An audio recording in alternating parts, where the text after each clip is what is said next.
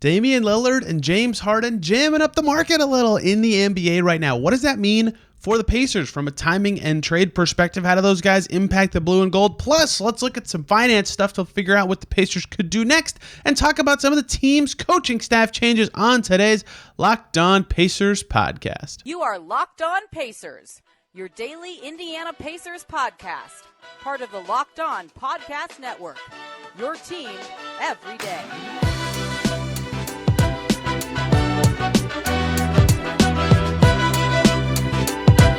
Welcome in to another edition of the Locked On Pacers podcast, where we, of course, talk about the Indiana Pacers. As always, my name's Tony East. I cover the team for Forbes and SI, and today, lots to get to. Free agency has slowed down a bit, which makes sense for the Pacers. They have a full roster. They can't do much in terms of offering playing time at the moment. Stuff will have to shift a little bit around the league. The dynamics will have to change. And Damian Lillard and James Harden's trade demands-ish have kind of shaken this all up. How could that impact the Pacers? Plus, let's look at some of the new salary cap rules and the Pacers situation to look at stuff they could do and talk about some coaching staff changes headed to the Pacers. They did acquire some free agents who aren't players, believe it or not. We will start with the big kahunas. James Harden, Damian Lillard, both very, very publicly now on the trade market. Sounds like Damian Lillard wants to go to Miami. It sounds like James Harden wants to go to the Clippers. What does that all mean for the Pacers? Let's cut this off before we go anywhere. Neither of them will end up on the Pacers. It doesn't really make sense for them to end up on the Pacers, and that's kind of the whole reason that I'm saying that. In the past, maybe you talk about it a little more. That doesn't really need to be discussed here. So how could this actually impact the Pacers? It's interesting because the Dame one, before we talk about trades and the Pacers jumping in on trades and lots of three-team trade stuff, Dame, if he goes to Miami or Brooklyn, which are the two reported destinations, those two teams that finished ahead of the Pacers in the standings would get better, make it harder for the Pacers to catch them, and they're right on that cusp of play-in, play-off, right? Pacers trying to get up there. Those teams getting better would obviously hurt the Pacers' chances of jumping up that high, but feel like it could get worse at the same time. So looking at the standings right now is a fool's errand. We can wait till the league is done with free agency and all the teams are settled, but the Dame one, in terms of non-trade impact, that's the thing I want to cover. The other thing with Harden I want to talk about before getting into three-team opportunistic trade stuff is Harden's preferred destination, according to a lot of reports, is the Los Angeles Clippers. The Pacers just acquired a draft pick in a trade with the Nuggets, where it's the worst first-rounder of OKC, Clippers, Jazz, and I'm forgetting the fourth team, the Rockets, right? So like the Clippers seem like the best team there. If they get James Harden and they're better, that pick could be worse. So that's just direct hit stuff for the Pacers to monitor, unless the Clippers flame out dramatically, but it still seems like that team would not be a top 5 team in the league. We'll see what happens with those trades, but the real impact on the Pacers to me would be a chance to be opportunistic, especially in the offseason market. And we've seen the Pacers do this before, right? We've seen Kevin Pritchard jump in on these bigger trades when stars are on the move and have it benefit the Pacers, right? The most famous one is the James Harden one, right? The old 3 trades ago to, oh my gosh, James Harden requests so many trades. When James Harden went from Houston to Brooklyn, that one, when he jumped in, as many remember, and LeVert was going to the Rockets from the Nets, and KP swooped in and said, hey, would you prefer Oladipo? And the Rockets, who were still trying to win at that time and had built pieces around Harden to want to win, said, yeah, we'll take Depot. We think we can win better with that. And the Pacers got LeVert and a bunch of picks out of it. That was good value for Victor Oladipo at the time. That worked out quite well for them. The other bigger one that he got in a smaller way on this one, but swooping in, is the Isaiah Jackson acquisition. I don't know if many remember this one as much, but that came as a result of swooping in on the Russell Westbrook from Washington to Los Angeles trade. They were able to trade pick 31 and Aaron Holiday to the Wizards for the Lakers' first-round pick that the Wizards were getting for Westbrook, and that netted them Isaiah Jackson, and the Wizards got 31 and Aaron Holiday, right? He's jumped in on these big star trades before to find value of stuff that the Pacers value more than these other teams, and stuff that other teams value more than the Pacers. And if you know lots of stuff is moving and teams value them differently, why not think about what it will take to jump in, right? That's why a lot of the chatter around a Dame trade has circled around Tyler Hero. Does anyone value him more than the Portland Trailblazers, so they could move him in a way that makes more sense for this 3-team trade. Or from a Sixers perspective, the same conversation around like Norm Powell, Terrence Mann, Marcus Morris. You get the gist of what I'm saying, but that's kind of how third teams get looped in. A team with cap space could also be valuable. Pacers have some, but not so much that they can seriously change things in a discussion like this. But that's how you jump in on these, and we've seen the Pacers do it before. So could they do it again? Yeah, absolutely. They're smart, they're opportunistic, and they've got good assets to do it. It would be about finding something that a team involved doesn't want or values less than the Pacers in a bigger trade. Like to go back to the comparison I already made, how Houston valued Oladipo over LeVert, but the Pacers were inverse because of their situation, right? That's what it would be, something like that, where something going to Philly for James Harden is a rebuilding piece that the Sixers don't want, but maybe the Pacers do. For example, something going to Portland, they're kind of rebuilding too, but you get the gist. There could be moving parts that are example. Like, for an example I typed this morning when really thinking through this segment outline, would Portland rather have, let's pretend they're making a trade with Miami involving Damian Lillard, an extra first rounder, or would they rather have Jaime Jaquez, right? Jaime Jaquez, who, by the way, fantastic debut in Summer League today. I can't believe Summer League has already started, the Utah version of Summer League. Speaking of which, we'll cover Pacers Summer League later this week. But let's pretend Jaime Jaquez, who the Heat just drafted 18th overall, or 19th, I can't remember, is in this trade to Portland. Would the Blazers rather have Jaime Jaquez, or would they rather have a future first-round pick, that one that I just referenced earlier, that Clippers, Thunder, Rockets, Jazz worst of first rounder? Would they rather have their own choice or the guy that's already chosen for them? Now, who knows? But maybe if they would rather have picks and just overload on picks, and the Pacers could get Jaime Jaquez, for example. I wouldn't think that trade would make sense for them, but that is just an idea of many, right? Would the Pacers be willing to eat Duncan Robinson or something like that? They'd have to send out salary to do that, and use their space to help facilitate something. And Duncan Robinson makes a lot, so the Pacers have to send out a decent amount of money to do that. But could that make sense for them? Is that a way for them to be involved? Duncan Robinson shooting on the perimeter would fit very well with Tyrese Halliburton. He's a good player. He's a wing.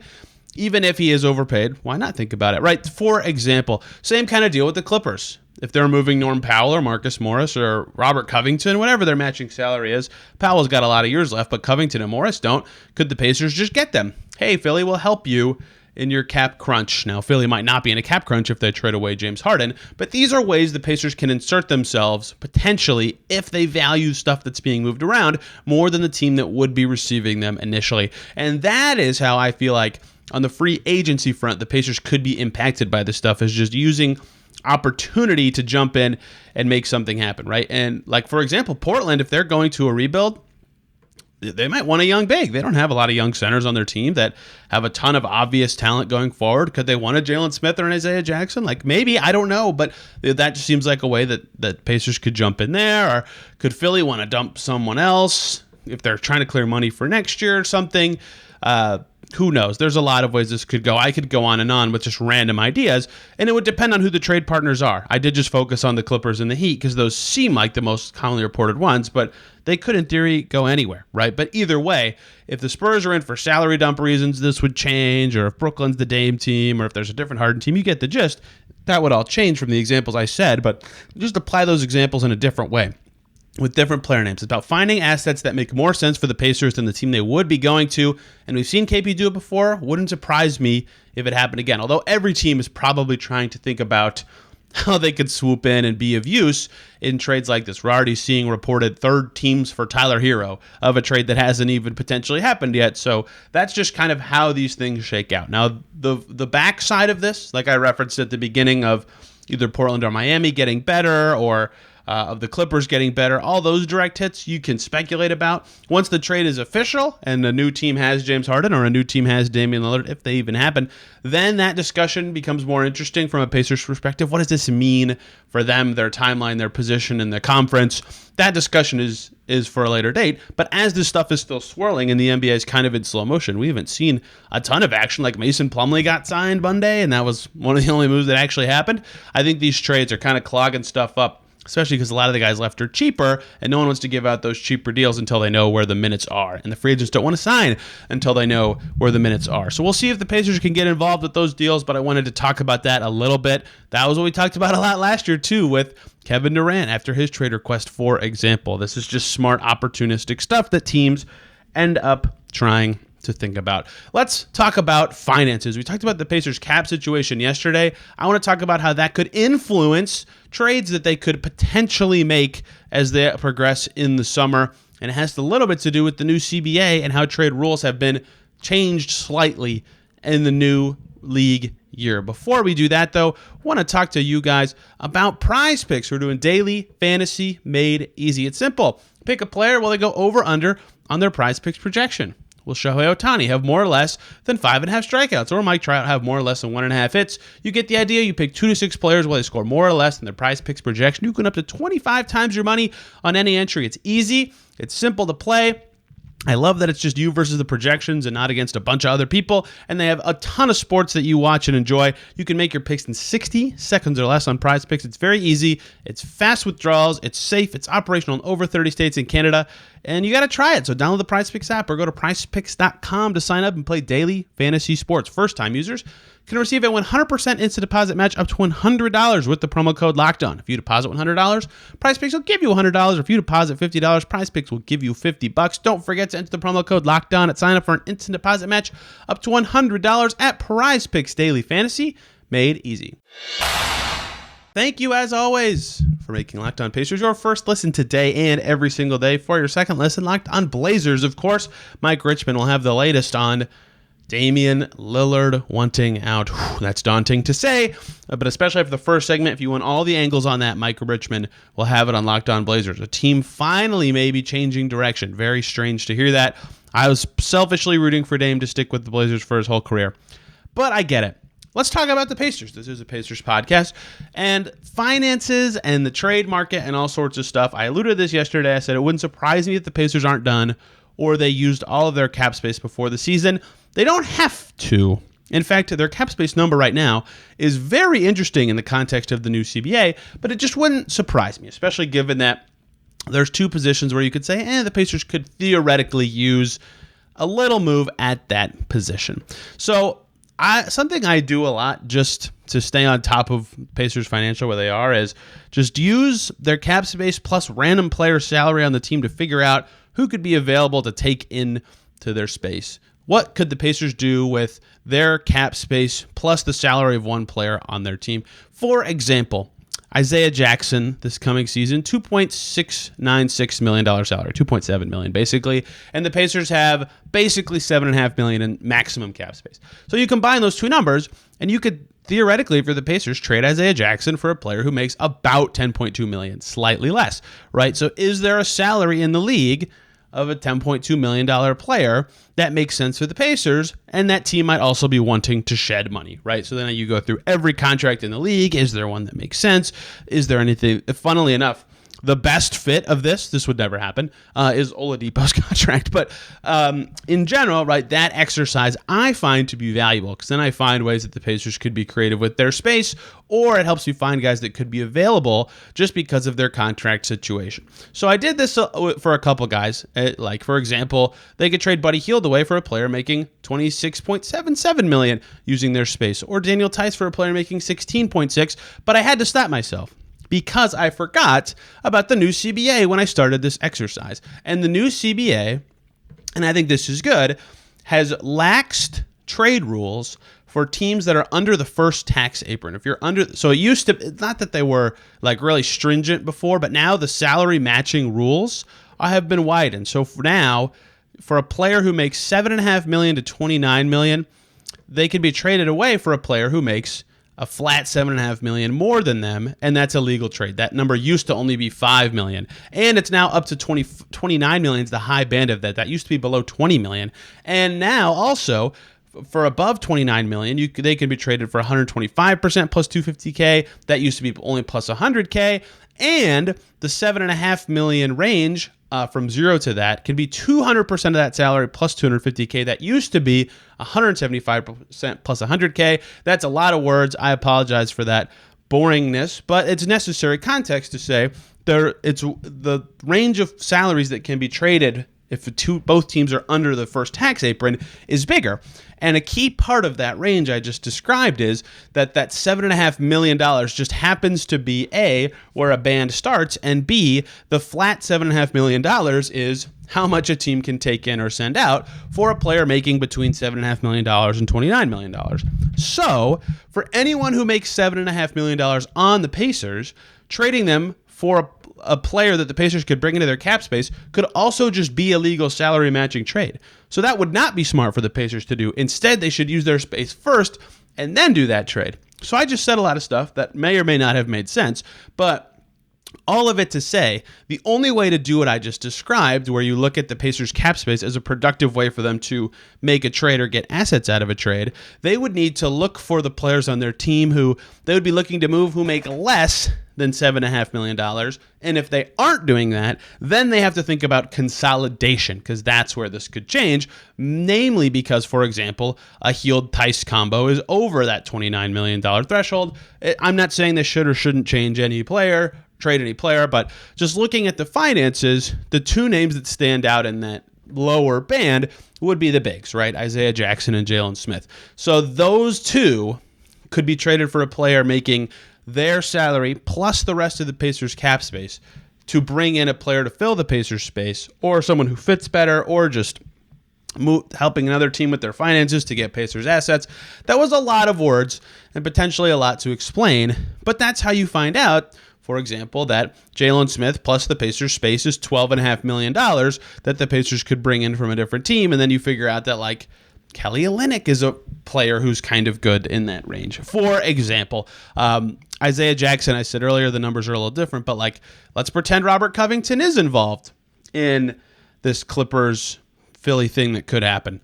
You could trade Jalen Smith for Robert Covington straight up and save the Sixers some money if they're still dealing with concerns with their aprons, if they want their full MLE for some reason, even though it's late in the summer. Like, there are ways to get creative using the Pacers space with their backup bigs who make less than $7.5 million. Everyone else, though, salary matching comes into play, and then all of a sudden the Pacers would still have their space and their room exception. So that's where this gets a little bit trickier than it used to be, is just that it's not as easy for the Pacers to use their space anymore in trades, because while $7.5 million is a decent amount, it's not so much in the new landscape of the NBA where contracts are getting bigger. Like, to look at it the opposite way, like I said earlier, Buddy Hield could be traded for a player making $26.77 million, and they could take that into space, but that trade would be legal as an over-the-cap trade too, so they should use their space first and then do it.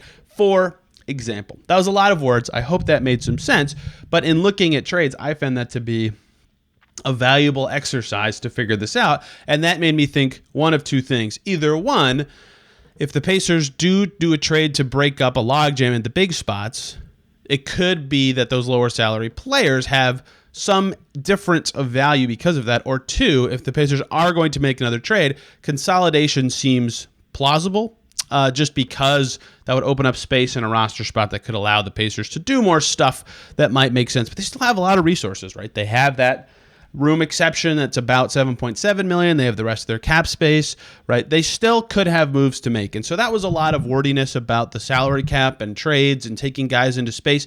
But those are just ideas and thoughts that make a lot of sense to me as the Pacers kind of approach this, especially because, you know, during the season, it's not as easy to do that kind of stuff. You never know who is and isn't available during the season, or who could become available while teams do fall short of their goals or exceed or whatever. Whereas in the offseason, there's more movement, it's more obvious and clear. So the relaxed trade rules certainly matter here. It opens up a whole new scope for the Pacers. The order of their transactions matters, but the fact that they still have space means that they can still be creative in the ways that they move around. And I don't know who they will or won't trade. They could just be done. They have 15 players that make sense as a team, but it does feel like just because of their several 2-3s and their several 5s, they could be looking to do some various things, but the low amount of cap space is less trade helpful than it once was, and it would not surprise me to see a Pacers make a move in the way I just described. That was a lot of words. I hope it made sense, because it's kind of the way I've been approaching what the Pacers' next steps could be this summer, and looking at the names of players, particularly ones on expiring contracts. But if you find somebody with a junkier contract who the Pacers could get an asset at the same time as, that also could potentially be valuable, then yeah, that also would make sense to me. For example, can they find $6.5 million to trade for Dorian Finney-Smith to use the rest of their space? That's just an example. He did not play particularly well after being traded to the Brooklyn Nets. Final thing I want to talk about today, the Pacers coaching staff going through some changes ahead of this coming season. Let's close out today's show talking about a different Pacers free agent acquisition, one that will sit behind the bench. Thank you, as always, for making Locked On Pacers your first listen today and every single day. Summer League games have started. Pick your team that you want are interested in their young players that played in Summer League yesterday. Locked On Heat for Jaime Jaquez, who I just saw play well. I got to see Gigi Jackson and the Grizzlies play in Utah Summer League today. It's been fun. Lots of action going on around the league. Or Locked On Sixers for the latest on James Harden if you're interested in the transactional side of things. Speaking of the sort of transactional side of things, Pacers made some moves on the bench. We found out on Saturday, the first day of Summer League practice, Rick Carlisle came over and was gracious enough to tell us about the moves that have been made on the staff for the Pacers team. And there's two reasons that moves have been made. One is that Ronald Norred is leaving the Pacers. Ronald Norred is headed to the Atlanta Hawks on Quinn Snyder's staff. Boy, oh boy, first of all, Quinn Snyder's staff is A, huge, and B, ridiculous. So many talented coaches on that staff. Igor Kokoskov, Brittany Donaldson. Locals will know Mike Bray is now on the Atlanta Hawks staff, and Ron Norred, and a bunch of Ekpe Udo, some other former players. I mean, it's a nuts good coaching staff they have down in Atlanta, and they're adding Ron Norred to it, who is also a nuts good coach. He's fantastic. He was great for the Pacers this past season, and Norred's among it. I don't know what his motivation was for it. I haven't talked to him, but that's great for him that he found a job that he is happy about and is switching to, and he's a great coach. And you could always hear his voice carry really well with players. He was born in 1990, despite being around the basketball game for such a long time. A lot of locals remember his playing days from Butler, but that playing part of it, the fact that he's coached at so many levels, high school, college, G League, and an assistant in the NBA, like he could really relate to a lot of players of various skill levels, of various ages, just because he himself was a player. He was very well respected with the Pacers last year, a strong voice who did a lot of their defensive stuff, taking over for Lloyd Pierce. I personally think he'll be a head coach in the NBA someday, so any talented coach leaving a staff is a loss, and the Pacers will figure that out. I'm sure they already know that, but they'll see that this coming season. But they also still have a great staff. A lot of the Carlisle carryovers from Dallas still around. Lloyd Pierce is still around. They just had to do some shuffling with Norred leaving, but he wasn't the only one who left. This one was announced about a month ago, actually. Many Hoosier fans will know about this one. Calbert Cheney is going to IU's staff again, rejoining, I should say, after being in a player development role. So his spot will be backfilled as well. So two people leaving the Pacers bench and will be replaced. Their staff is still fantastic. So Norred, Mike Weiner, and Lloyd Pierce were the front of the bench with Carlisle last year. With Norred gone, Jenny Busick, who came, I just said her last name wrong, Jenny Busick, who came from Dallas to Indiana along with Carlisle, joining at the same time as Norred. She'll come to the front of the bench. Good for her. She well-deserved, also well-respected. If you didn't know, she worked a lot with TJ McConnell, for example, on his shot form. She's worked with a lot of players on various shooting things here and there. And hey, McConnell's been a fantastic shooter these last couple seasons. Her player development track record is strong. Great WNBA coach in the past. Her resume speaks for itself. She's on the front of the bench now with Weiner and Lloyd Pierce and Rick Carlisle. And then her spot on the back of the bench will be filled by a former Pacers assistant. How about that? But that is not his resume that people know him for. Jim Boylan. Jim Boylan was with the Pacers for the first time, if many of you remember, in 2011, 2012. That was the only year he was with the Pacers, but that was Frank Vogel's first full year as head coach. That was that lockout year. The Pacers lost in the second round that year to the Heat, the first of three Miami playoff losses, but Jim Boylan was an assistant with the team back then. Last season, Boylan was around a lot. We could see him, watching practices, communicating with players, all sorts of stuff. He was a consultant, and now he's officially on Pacers staff as an assistant coach. He'll be at the back of the bench. Carlisle said it was great for the staff that someone with that resume is willing to kind of sacrifice and take that spot behind the bench. If you'll remember, he had 2 seasons as the head coach of the Chicago Bulls. That ended in 2019. 20 season was his last year there. He's been working on with Team USA in the past a lot on some of their World Cup qualifying teams. Like he coached Langston Galloway and David Stockton, two Pacers tie-ees in recent seasons, and now he's on the back of the Pacers bench. So you'll see him and hear his name more often than you have in the past because he got that bump up. So cool to see him back and in more of a role after going from consultant to assistant. And then in Cheney's spot, Isaac Jacob, who came from the Kings to the Pacers, will go from video coordinator to player development coach, and then Martin Tomby, who was a basketball intern last year, will get Isaac's spot as video coordinator, head video coordinator. So keeping it all within, which is cool. Rick Carlisle loved that the Pacers could promote from within for all of these positions, and I think that's good as well. A lot of synergy with the staff is helpful. Well, there's not like a lot of turnover with the Pacers roster this year, but Shepard and Walker and Toppin and Bruce Brown, that's already 4 new players. Perhaps there could be another one. There's already 2 new two-way players. We'll talk about that tomorrow coming in. So one more move, and a third of their standard roster is flipped over from last year, having coaching continuity from last year. This year's, of course, valuable for really 2 or 3 years in a row now after 3 coaches in 3 years, from McMillan to Bjorkgren to Carlisle, I think is good for a young and growing team. So that's great for the Pacers that their staff will remain largely similar with promotions for some key members. Another part of this that I thought was really interesting is, I talked about this earlier, Norred was the defense guy last year, and now he's gone. And so Scott Agnes, I believe, asked, who's going to do what role. And Carlisle said they're kind of going to be changing up the potentially the structure of how that will work, right? He said that they might go away from the usual coordinator structure. He said they're still talking about it as a staff, but he thinks there could be some positives to mixing it up. Perhaps that's like a rotating door of who does what job every game, or just all of them have their hand in each part of the game a little bit, or all of them work on different parts of the scout for each opponent, or whatever that looks like. That could be any number of different things. We'll find out as the season officially kind of is underway, and maybe Gennaro Pargo's more involved. Right, he's the summer league coach. He's been a player development guy. We'll see what this all shakes out to be, but it's cool that they kept it all in-house and have a new staff. But great for Ronald North. Congrats to him for finding a new job that he's happy with down in Atlanta. Pacers will miss him, but they still have a great coaching staff heading into the next season. Carlisle was asked by Tom Lewis of Indy Cornrows if he believes that his staff is set for next year. He said yes, but that is not. He said, I believe so, actually. That doesn't mean it is. It could still change, but that is his belief at this time. So Jim Boylan, kind of an acquisition. He was a consultant last year, but Jim Boylan, an acquisition for the Pacers on the bench for free agency purposes. I really wanted to just do that news item as well because I think it's a big deal, right? That's a big coaching change announcement, and the Pacers could look a little different as a result of it. Tomorrow, pending moves. Like I said yesterday at the end of the show with Derek Schultz, it's impossible to truly plan this week, right? Tomorrow, the Pacers could make a trade or sign a player or something, and then obviously the next show we'll be discussing that move. But in the absence of that taking place or anything happening from Pacers roster tomorrow, they don't have summer league practice tomorrow.